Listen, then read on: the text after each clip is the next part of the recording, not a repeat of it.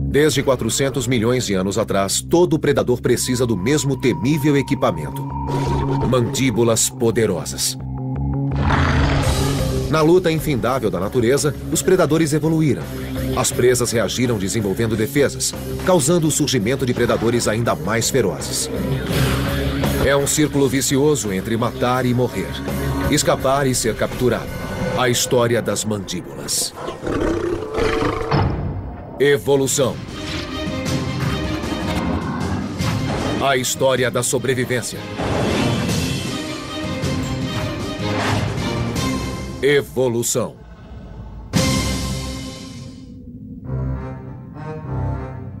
Hoje, as mandíbulas mais poderosas pertencem à ordem dos crocodilianos, que inclui crocodilos e jacarés. Sua arrasadora mordida exerce força de 1.350 quilos sobre os afiados dentes da frente, com pontas de 8 milímetros. São 10.000 quilos por centímetro quadrado, o dobro da força de uma pistola de pregos. Os crocodilos se alimentam de animais grandes, tais como búfalos e gnus.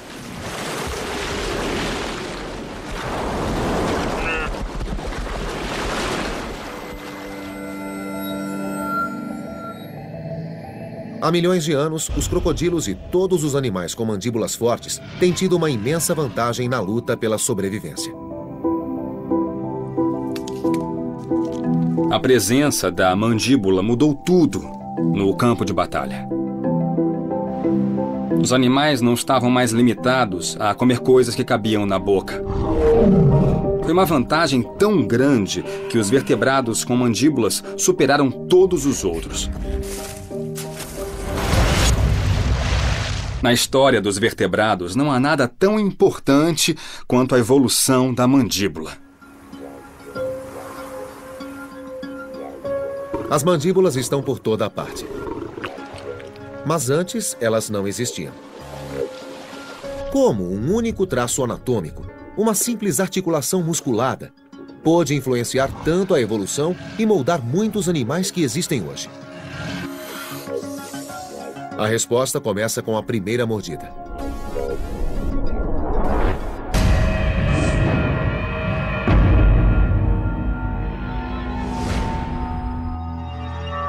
Em 1979, esses fósseis foram identificados como evidência do primeiro ataque de um animal com mandíbula. Esta é a primeira mordida produzida por uma mandíbula. É bem mais difícil identificar o animal. As vítimas eram pequenas criaturas que viveram há 530 milhões de anos, com poucos centímetros de comprimento, chamadas trilobitas. Aparentemente, algo os mordera. Mas o quê? Qual seria esse animal? A caçada começou. Em jogo estava a prova de um dos principais pilares da teoria da evolução, segundo a qual os predadores, animais que atacam outros para se alimentar, são a força mais influente na evolução, pois diante deles, as presas que não desenvolvem defesas morrem. E aquelas que o fazem, sobrevivem. A predação motivou várias características, do comportamento social à evolução de defesas. Houve uma coevolução e o aumento da interação entre predador e presa, com o surgimento de carapaças espessas devido ao aumento da predação. Mas se a predação foi o motor da evolução no período cambriano, que predadores atacavam e comiam os trilobitas? A resposta começou a se delinear em 1981, quando cientistas reuniram 4 fósseis que durante 70 anos haviam passado por 4 animais diferentes e teorizaram que pertenciam a um só gigantesco animal cambriano. A descoberta de um fóssil completo, um ano depois, comprovou a teoria. Ele foi chamado de Anomalocaris, ou camarão anômalo. Nos mares cambrianos, ele era uma fera. Ele tinha 2 metros de comprimento e, comparado ao trilobita médio durante o Cambriano, que media poucos centímetros, era realmente enorme. O geólogo Bruce Lieberman dirige uma das maiores coleções de fósseis cambrianos do mundo, na Universidade do Kansas. Um tesouro do acervo é a região da boca do Anomalocaris, que mostra claramente a forma mais antiga de mandíbula conhecida.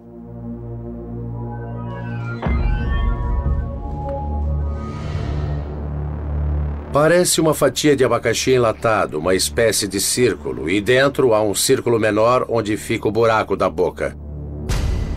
Em torno do círculo interno há saliências irregulares, os dentes. A estranha mandíbula não fechava totalmente, mas apertava e comprimia como um quebra-nozes. Mas era esse o predador dos trilobitas? Lauren Babcock, da Universidade de Ohio, procurou uma correspondência. E a encontrou.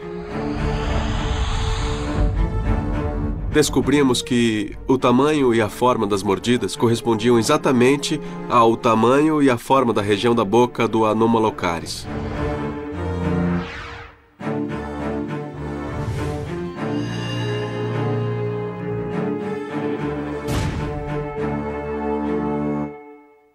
A descoberta foi importante, pois forneceu provas concretas de que o período cambriano foi uma época de vida ou morte, de evolução ou extinção. Então foi um sinal inequívoco da interação entre predador e presa. Isso é raro no registro fóssil. É muito importante que pertença à explosão cambriana.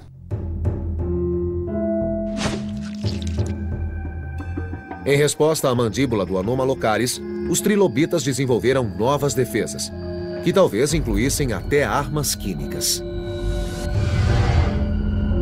Surgiram, por exemplo, espinhas maiores, mais grossas, e talvez com glândulas de veneno. Foi a primeira prova clara e convincente de que a predação foi uma força motriz da evolução desde o começo da Era Paleozoica. O Anomalocaris tinha todas as vantagens. Mas depois de 10 milhões de anos de domínio, a fera desapareceu do registro fóssil, por motivos que ninguém ainda descobriu. O límulo é um parente distante desse animal. Mas a primeira mandíbula assassina não teve descendentes. A evolução é um campo de batalha. Porque, de fato, a vida é muito intensa. As espécies precisam mudar constantemente para evitar a extinção.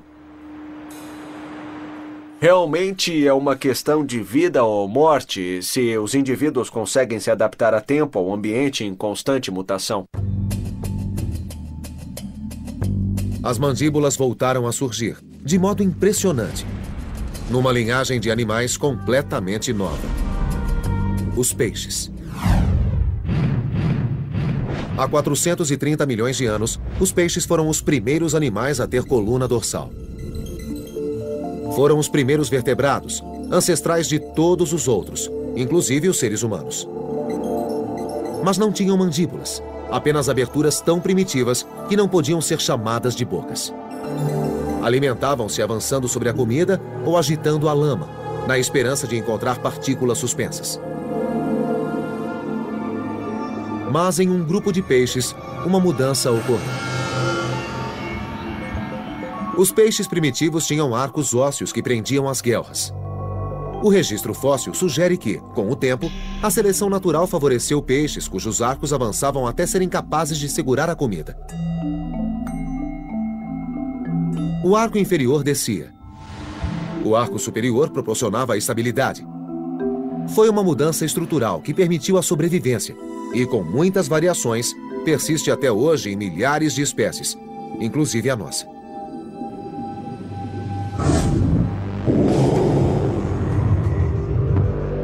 Um grupo extinto de peixes chamados placodermes foram os primeiros a desenvolver mandíbulas. Essa vantagem predatória transformou um deles no Tiranossauro Rex dos mares.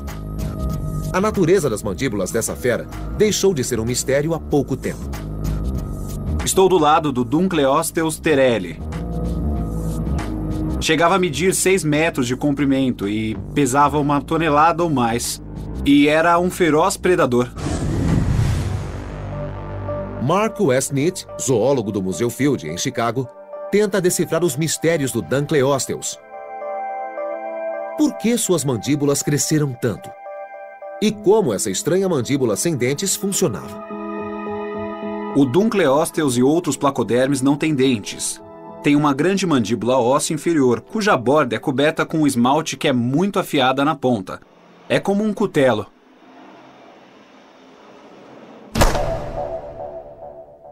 Segundo Westnitz, as mandíbulas cresceram tanto e a lâmina se tornou tão afiada para esmagar a carapaça dos invertebrados que viviam nos oceanos na época. Achamos que agia como uma tesoura. As duas placas se encontravam num certo ponto e depois se afastavam, exatamente como um par de tesouras. Westnitz concebeu um plano engenhoso, combinando vários métodos para decodificar a biomecânica da mordida do animal. Primeiro, ele usou técnicas de reconstrução forense para modelar os músculos da mandíbula e do pescoço da criatura. Depois, tomou medidas e calculou a força. Isso levou Westnitz e sua equipe a uma descoberta surpreendente. O Dunkleosteus tinha músculos que puxavam os dois lados de sua mandíbula para cima e para trás. Um exemplo perfeito de uma estrutura da engenharia moderna, o mecanismo de 4 barras, usado para multiplicar a força de tesouras de poda ao sistema de direção de locomotivas a vapor. O sistema de abertura com 2 músculos escancarava a boca rapidamente e a cerrava com a mesma velocidade.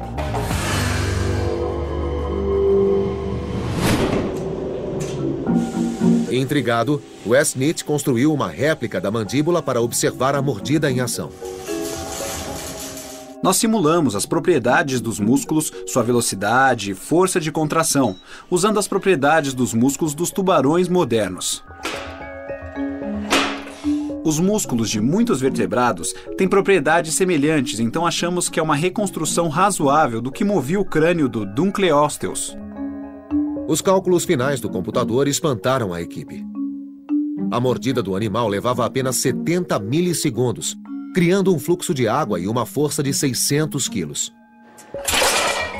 A mordida era como uma guilhotina. Foi o animal marítimo mais feroz que jamais existiu. A presa não tinha como escapar.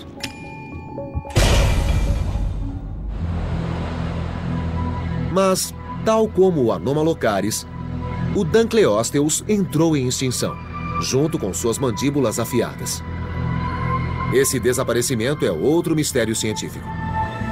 A extinção é uma força criativa muito poderosa na evolução. A extinção quase inevitavelmente abre novos nichos que podem ser colonizados por outras espécies.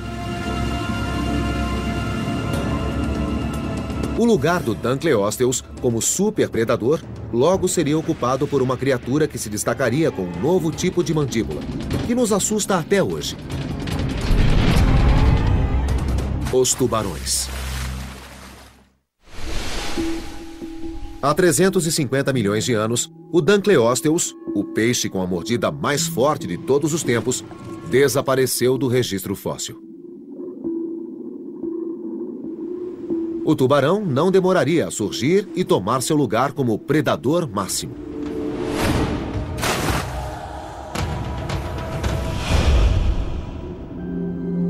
Por que os tubarões tiveram sucesso e os Dunkleosteus fracassaram?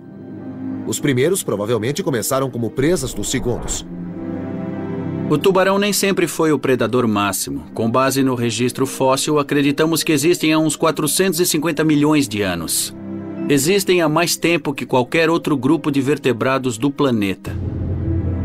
O fascínio do biólogo Dan Hilber pelos tubarões começou cedo. Quando eu tinha 8 anos, um parente foi atacado por um tubarão enquanto surfava na costa da Flórida. Isso despertou em mim uma grande curiosidade e não saí mais de perto dos tubarões do aquário de Nova York.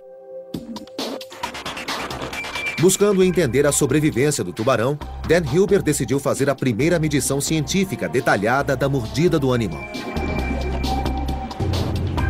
Em vez de usar um espécime vivo, potencialmente perigoso, Hilber conseguiu a cabeça de um tubarão cinza, que ficaria preso a uma rede.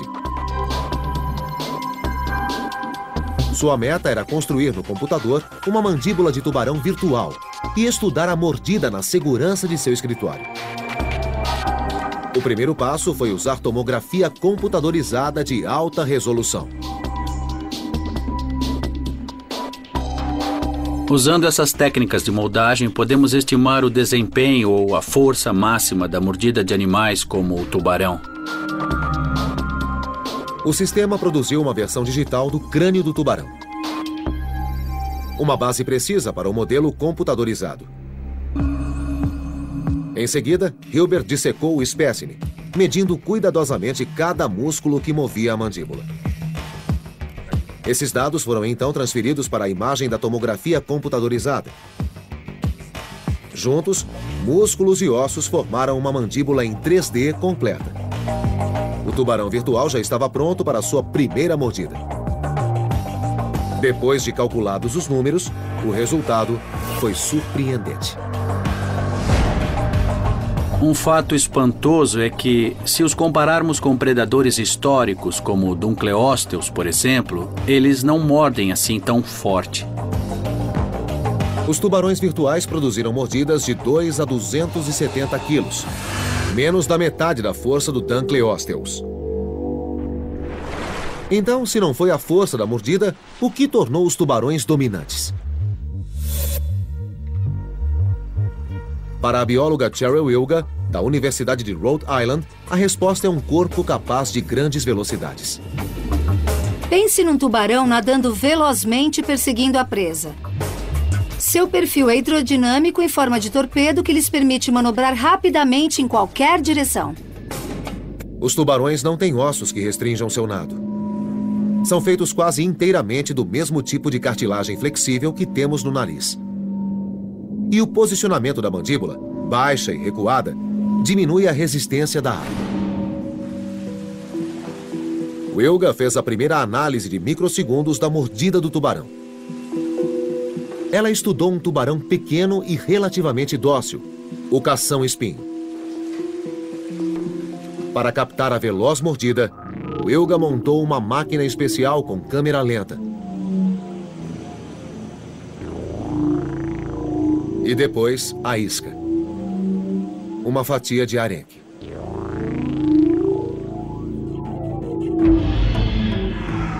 Ele pegou.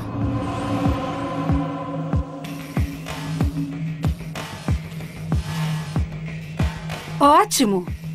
Está sacudindo, excelente! Um exame do vídeo revela as 5 etapas da mordida, sem similar em toda a natureza. Wilga explica essas etapas com um cação-espinho vivo e sedado.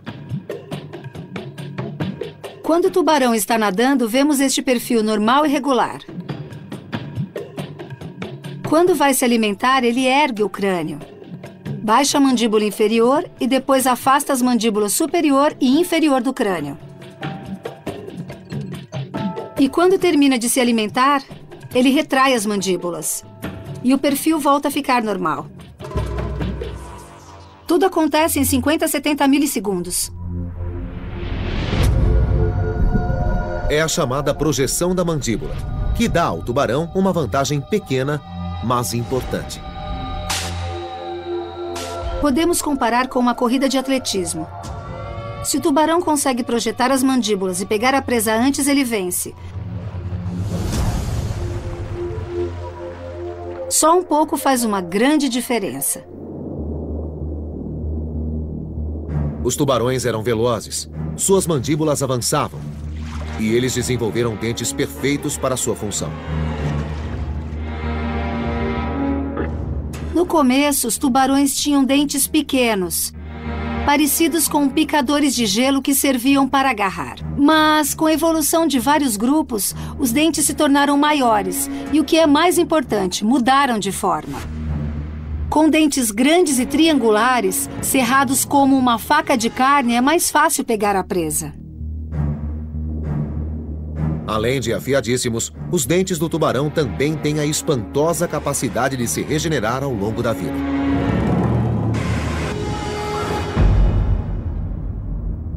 De fato, os dentes são tão afiados que é preciso usar uma luva muito resistente para chegar perto deles.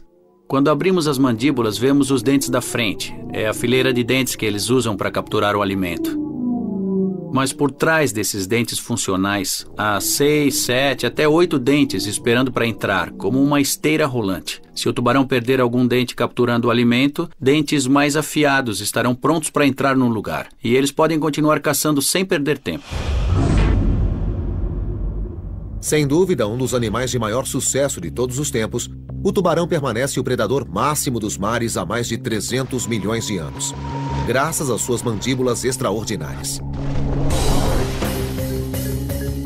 Mas uma evolução bem-sucedida requer as ferramentas certas para o ambiente certo. E um novo tipo de mandíbula surgiu quando uma linhagem de peixes deu um passo ousado e se mudou para a Terra. 300 milhões de anos depois que o tubarão se tornou o maior predador dos mares, o Tiranossauro Rex era o maior predador da Terra.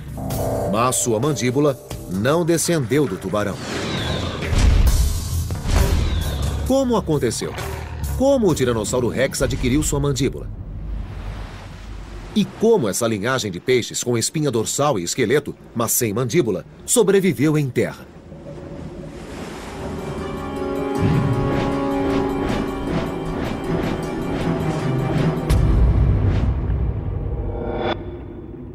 Os peixes primitivos viviam em água rasa. A competição por alimentos era intensa. Poder obter alimento de outro modo é sempre uma vantagem.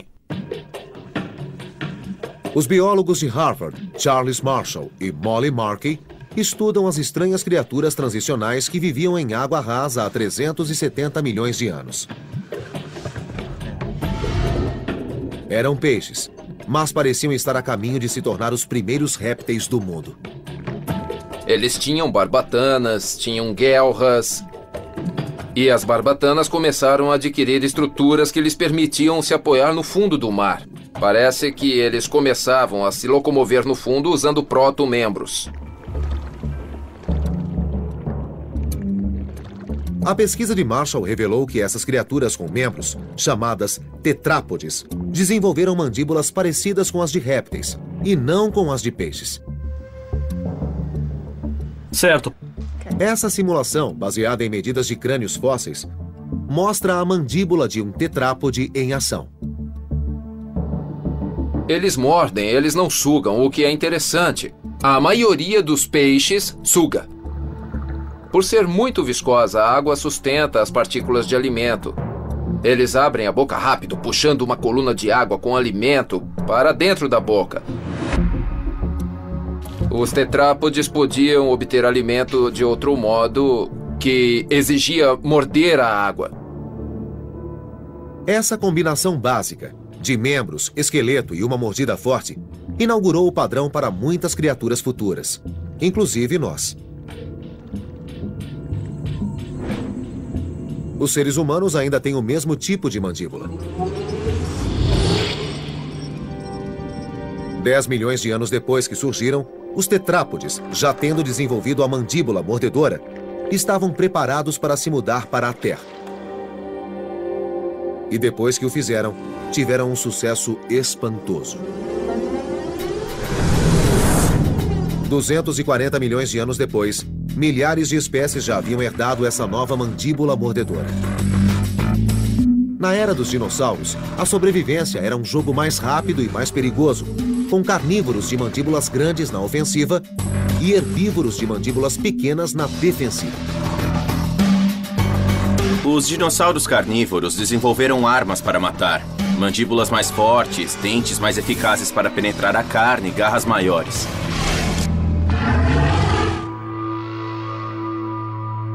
Os dinossauros herbívoros desenvolveram defesas contra os dinossauros carnívoros. Tamanho gigantesco, chifres, espinhos e carapaças. A era dos dinossauros pode ser vista como uma corrida armamentícia. O Tiranossauro Rex certamente parece o animal mais feroz de todos os tempos. Sua mandíbula media quase 2 metros e tinha até 50 dentes longos e curvos. Como os dos tubarões, se esses dentes se quebrassem, outros nasciam no lugar.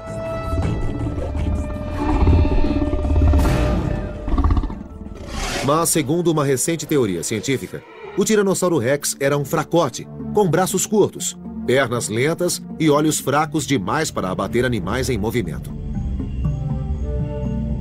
Alguns paleontólogos afirmam que o T-Rex se alimentava de animais mortos e não caçava. Para esses cientistas, o Tiranossauro Rex não era um caçador feroz que imaginávamos, mas um animal que vagava farejando carcaças, algo como um abutre de 5 toneladas.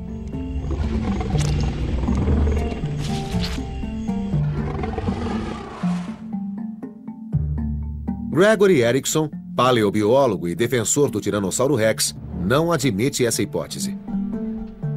O Tiranossauro Rex foi o animal terrestre mais letal que já existiu. Mordia facilmente um osso como este. Erickson se envolveu com o debate sobre o Tiranossauro Rex nos anos 90, quando, durante a pós-graduação, analisou esse raro achado.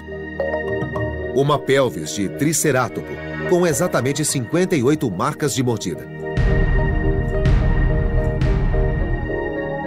Ao comparar moldes das marcas com dentes fossilizados, ele identificou o atacante como um Tiranossauro Rex.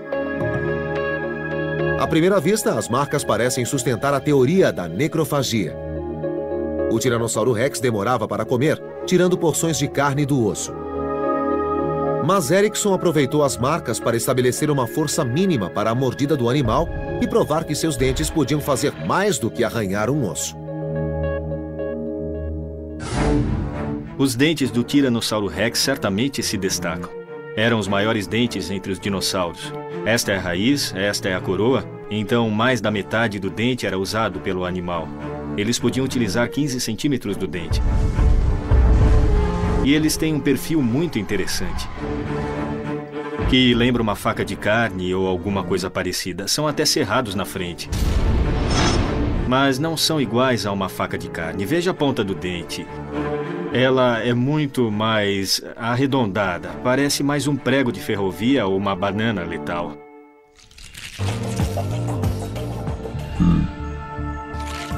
Erickson já tinha os dentes e as marcas de mordida. Em seguida, ele recriou, pela primeira vez, a mordida de um Tiranossauro Rex. Havia obstáculos a superar. Qual seria o tamanho do dente que provocou aquelas marcas? Qual dente seria? E o mais complicado, como construir uma réplica de um dente de tiranossauro? Erickson partiu do fato de o Tiranossauro Rex ser um réptil. Todos os dentes de répteis são feitos do mesmo material. Tem um esmalte externo, que é um material muito duro, e o resto do dente é de dentina, que é um tipo de osso. E esses dois materiais juntos agem como um corpo rígido. Nossa réplica precisava ser tão dura quanto um dente de tiranossauro real. Em nosso experimento, usamos bronze e alumínio. O bronze é comumente usado em moldes, e com a adição do alumínio, a estrutura ficou mais forte. Então sabíamos o tamanho e as propriedades materiais. Erickson prendeu o dente de tiranossauro a uma prensa hidráulica.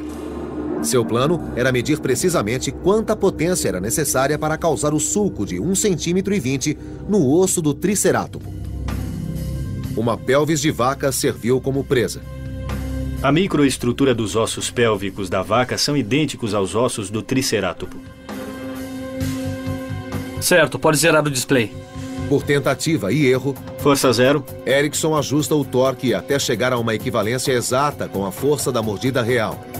Desliguei o atuador. Está funcionando. Vamos lá. Vamos.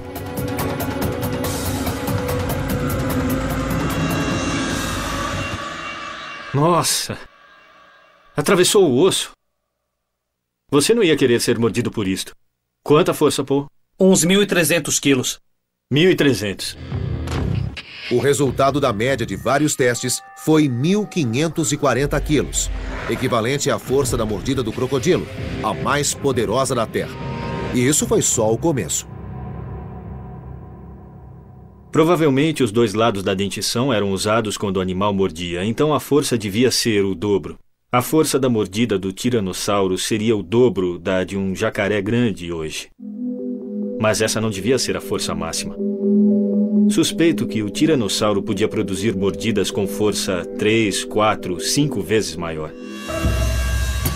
A pesquisa de Erickson não prova que o tiranossauro não comia animais mortos ocasionalmente, mas mostra claramente que esse gigante feroz tinha todas as ferramentas para o posto de predador máximo.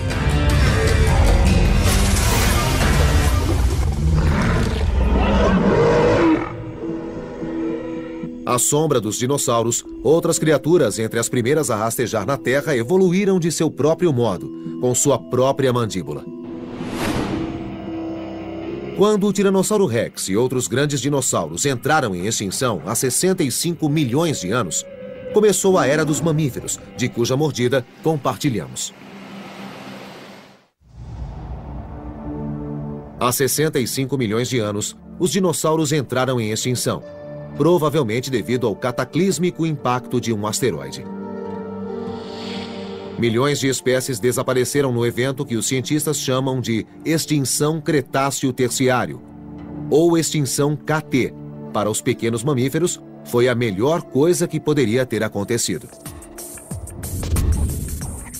Os mamíferos conviveram com os dinossauros durante 60 milhões de anos, mas quase sempre permaneceram pequenos. Depois da extinção KT, foi uma libertação ecológica para os mamíferos.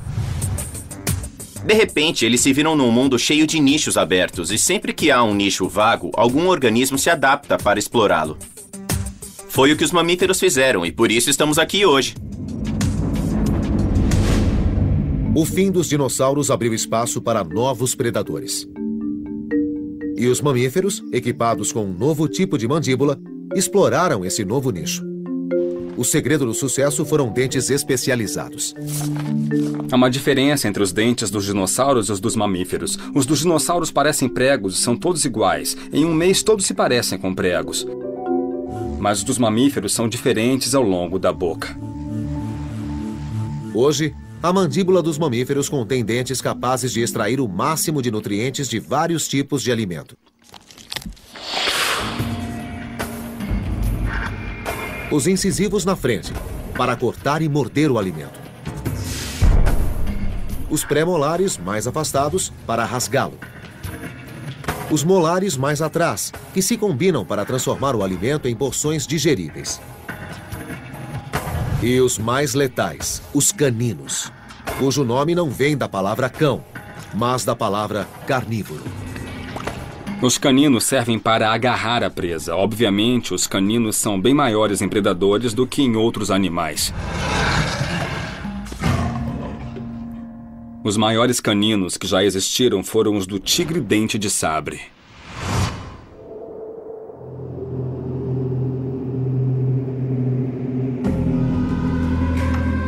O tigre de dente de sabre, ou Smilodon, dominou as Américas de 3 milhões a 12 mil anos atrás.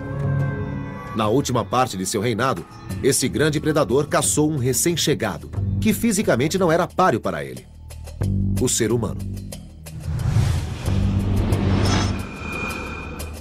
Para os cientistas, os estranhos e enormes caninos de 20 centímetros são um mistério fascinante.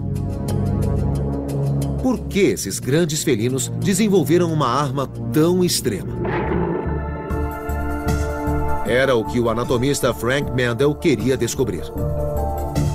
Os animais não desenvolvem estruturas sem terem uso para elas. Então, a questão é, qual era a utilidade das presas que fez com que as desenvolvessem? Mendel concebeu o primeiro experimento prático para tentar responder à pergunta: como o tigre de dentes de sabre matava? Primeiro, ele foi para o Texas para estudar os parentes desse tigre numa reserva de grandes felinos. Esses são os parentes vivos mais próximos do Smilodon. Leões e tigres têm caninos menores, de 9 centímetros. Mas Mendel acredita que suas técnicas de caça ajudarão a resolver o mistério da mordida do Smilodon. Os grandes felinos abatem presas muito grandes, às vezes 5, 6 vezes maiores que eles. Usam as garras e os dentes para subir até conseguirem morder o pescoço, que então não soltam mais. Surpreendentemente, a mordida do leão é relativamente suave. No pescoço, muitas vezes nem rasga a pele. Os cientistas acham que os grandes felinos estrangulam as vítimas, mas Mendel pensa de modo diferente. Acredito que eles comprimam as artérias, fazendo com que os animais desmaiem em 3 ou 5 segundos. Fazem com que durmam, na verdade. Depois, eles continuam comprimindo por 3 ou 5 minutos até privar o cérebro de oxigênio. O animal tem morte cerebral e não resiste mais ao felino. Um problema do leão é que o cheiro do animal morto alerta outros animais para a presença de comida fresca. Cortesia do leão. Se o leão estiver com outros predadores, crocodilos, hienas, outros felinos, eles tentarão levar a carne se puderem. A mordida do tigre de dente de sabre é mais fraca que a do leão. Então, ele não devia agarrar o pescoço até matar a presa. E indícios no registro fóssil sugerem que esses dentes grandes podiam se quebrar em batalhas prolongadas com as enormes presas da Idade do Gelo. Então, como o Smilodon foi o rei dos animais nas Américas durante quase 3 milhões de anos? Recriando as mandíbulas letais desse animal, Mendel está prestes a descobrir.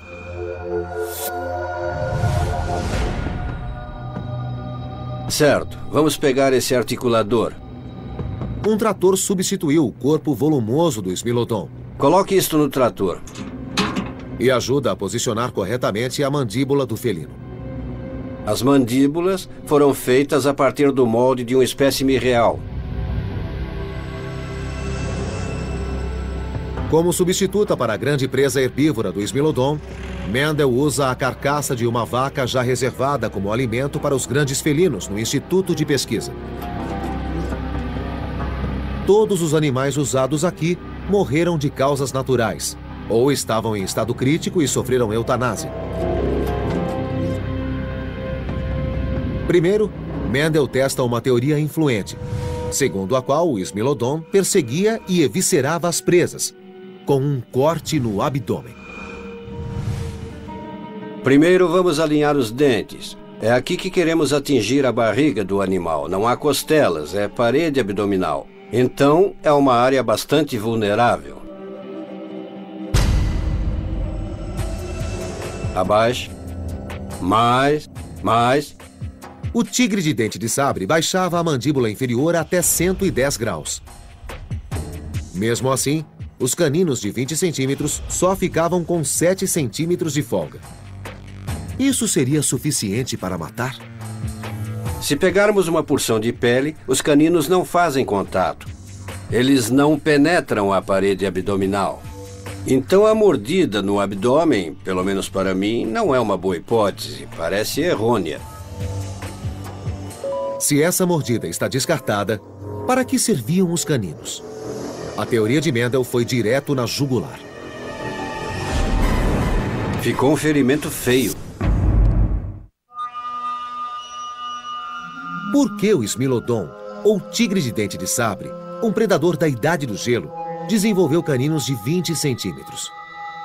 O anatomista Frank Mendel está prestes a testar sua teoria de que essas enormes presas ajudavam o felino a alcançar a garganta, mesmo que não conseguissem suportar uma luta prolongada. Tiramos o articulador do trator, colocamos no chão e o situamos na frente do pescoço do animal. Nesse caso, o intervalo é mais que suficiente para o pescoço, sem problemas. Estamos numa boa posição para impelir os dentes. Vamos lá, pessoal? Estamos aplicando pressão e... lá vai. Oh! Certamente conseguimos penetrar com os caninos. Ficou um ferimento feio, com furos grandes. Mas furos não bastam. Mendel verifica se a réplica de Smilodon cortou artérias vitais para um abate rápido. Farei uma incisão entre as mordidas para penetrar a pele. Quanto sangue! Ah, sim, aqui está um furo, bem atrás da traqueia, onde ficam as carótidas. Foi tudo muito rápido e também muito penetrante. Este animal teria morrido em segundos. Mendel acha que seu experimento explica o mistério de por que o Smilodon desenvolveu caninos tão grandes. Diferentemente dos leões, que precisam de até 5 minutos para matar a presa, os dentes de 20 centímetros do Smilodon permitiam que a matasse e comesse quase instantaneamente, evitando que outros animais a levassem. O tigre de dente de sabre devia fincar os dentes no pescoço do animal. E assim ele rompia uma das artérias carótidas.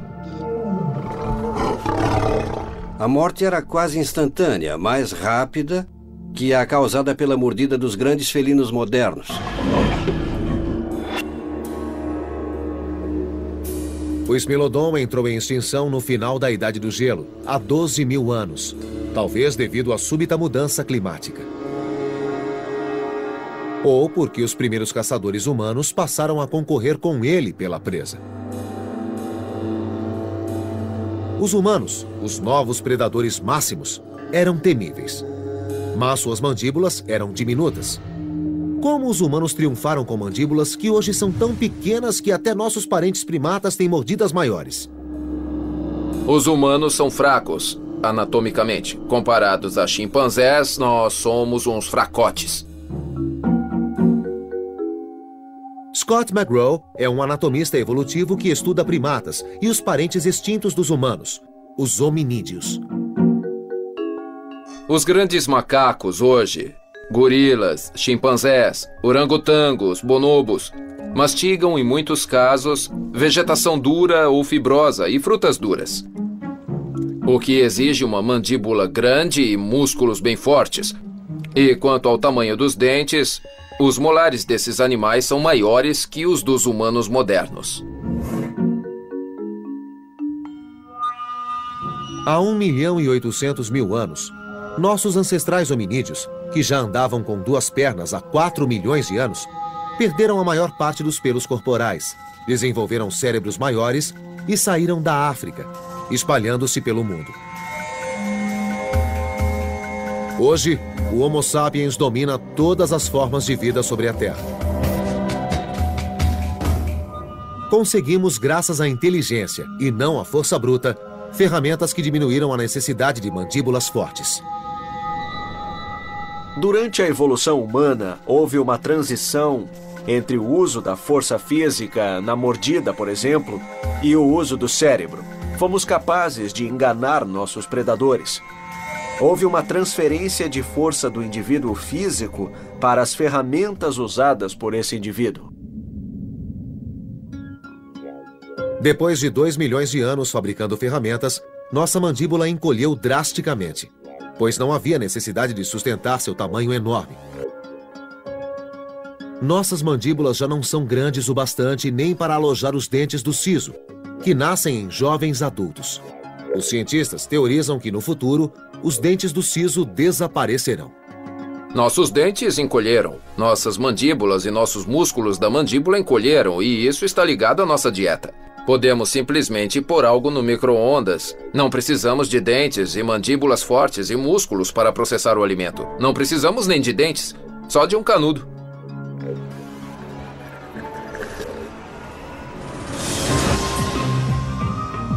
Ao longo de 500 bilhão de anos, muitos predadores tiveram a mordida mais forte de seu ambiente.